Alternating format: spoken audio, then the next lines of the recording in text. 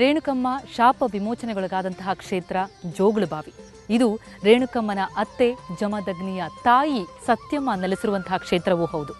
ರೇಣುಕಮ್ಮನಿಗೆ ಶಾಪವಾದಾಗ ಆ ವಿಮೋಚನೆಗೋಸ್ಕರ ಇಲ್ಲಿಯೇ ಬಂದು ಈ ಕೊಳದಲ್ಲೇ ಮಿಂದೆದ್ದು ಹೋದ್ಲಂತೆ. ಆಗ ಶಾಪ ವಿಮೋಚನೆ ಆಯಿತು, ಇದ್ದಂತಹ ಕಲೆಗಳೆಲ್ಲ ಮಾಯವಾದವು ಅನ್ನುವಂತಹ ಪ್ರತೀತಿ ಇದೆ. ಹಾಗಾಗಿ ಬರುವಂತಹ ಭಕ್ತಾದಿಗಳು ಇಲ್ಲಿಗೆ ಒಮ್ಮೆ ಭೇಟಿ ಕೊಟ್ಟು ಇಲ್ಲಿನ ಈ ಕೊಳದಲ್ಲಿ ಮಿಂದೆದ್ದು ಹೋಗ್ತಾರೆ. ಇದು ಬಹಳ ಪುಣ್ಯವಾದಂತಹ ಕ್ಷೇತ್ರ ಅನ್ನುವಂತಹ ನಂಬಿಕೆ ಭಕ್ತಾದಿಗಳದ್ದು.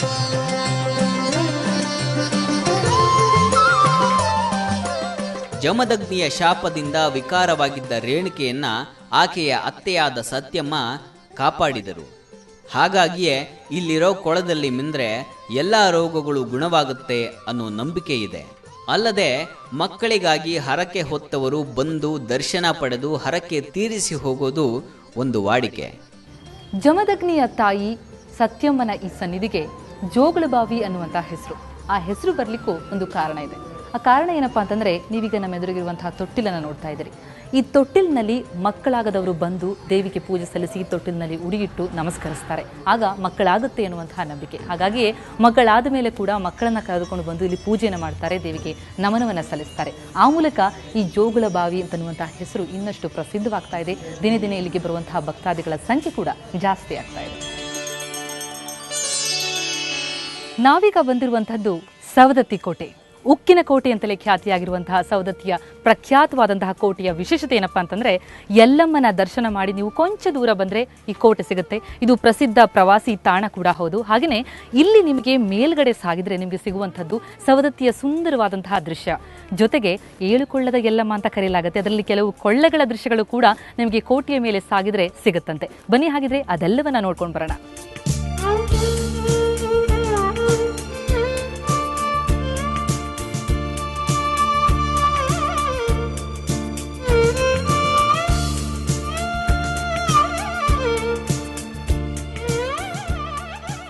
ಈ ಕೋಟೆ ಸವದತ್ತಿಯ ಮತ್ತೊಂದು ಪ್ರಮುಖ ಕೇಂದ್ರ ಸ್ಥಾನ. ಜಾಯಪ್ಪ ದೇಸಾಯಿ ಅನ್ನೋ ಸಂಸ್ಥಾನದ ದೊರೆ 1734ರಲ್ಲಿ ಈ ಕೋಟೆಯನ್ನ ಕಟ್ಟಿಸಿದ್ದನಂತೆ. ಇಲ್ಲಿ ನಿಂತು ಇಡೀ ಸವದತ್ತಿಯನ್ನ ನೀವು ವೀಕ್ಷಿಸಬಹುದು.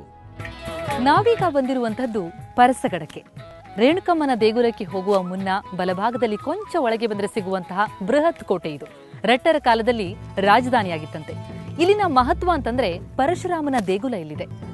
ರೇಣುಕಮ್ಮನ ಮಗ ಪರಶುರಾಮನಿಗೆ ಇಲ್ಲೊಂದು ದೇಗುಲವನ್ನು ಕಟ್ಟಲಾಗಿದೆ. ಹಾಗೆಯೇ ಪರಶುರಾಮ ತಪಸ್ಸುಗೈದಂತಹ ಸ್ಥಳ ಇದಂತೆ. ಹಾಗಾಗಿ ಇದು ಮಹತ್ವವನ್ನು ಪಡೆದುಕೊಳ್ಳುತ್ತೆ. ಬನ್ನಿ ಆತನ ದೇಗುಲಕ್ಕೆ ಹೋಗಿ ಬರೋಣ.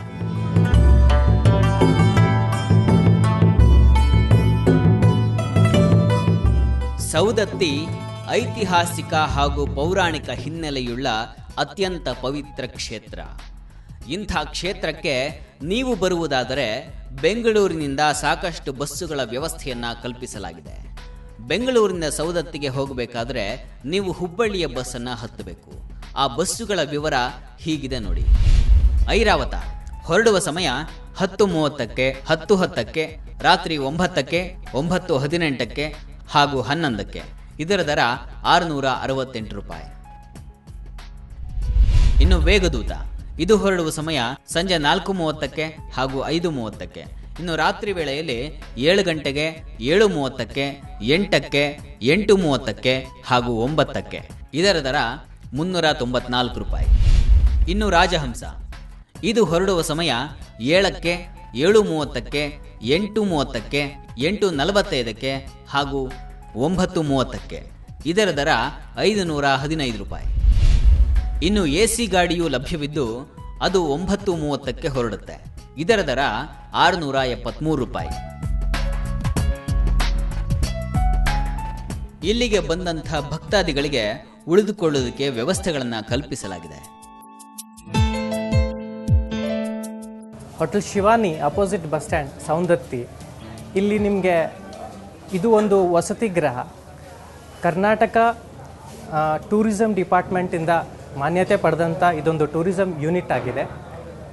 ಈ ಹೋಟೆಲ್ ಶಿವಾನಿಯಲ್ಲಿ ನಿಮಗೆ ವಿವಿಧ ವೆರೈಟಿಯ ಲಾಡ್ಜಿಂಗ್ ಫೆಸಿಲಿಟಿ ನಿಮ್ಗೆ ಸಿಗತ್ತೆ.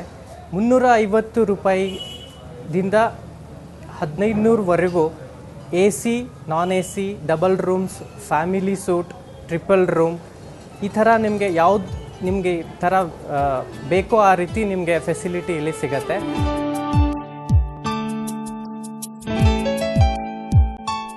ಈ ಬಾರಿ ಬಯಲುಸೀಮೆಯ ತಾಯಿ ಎಲ್ಲಮ್ಮನಿಗೆ ಉಧೋ ಉಧೋ ಅಂದಿದ್ದಾಯ್ತು. ಬಯಲುಸೀಮೆಯಲ್ಲೇ ಇನ್ನಷ್ಟು ಸುಂದರವಾದಂತಹ ದೇಗುಲಗಳನ್ನು ಪರಿಚಯಿಸೋದು ಬಾಕಿ ಇದೆ. ಮತ್ತೆ ಮುಂದಿನ ಸಂಚಿಕೆಯಲ್ಲಿ ಆ ಎಲ್ಲ ದೇಗುಲಗಳನ್ನು ಪರಿಚಯಿಸ್ತೀನಿ. ಅಲ್ಲಿಯವರೆಗೂ ನೇರ, ದಿಟ್ಟ, ನಿರಂತರ ಸುದ್ದಿಗಾಗಿ ನೋಡ್ತಾ ಇರಿ ಸುವರ್ಣ ನ್ಯೂಸ್.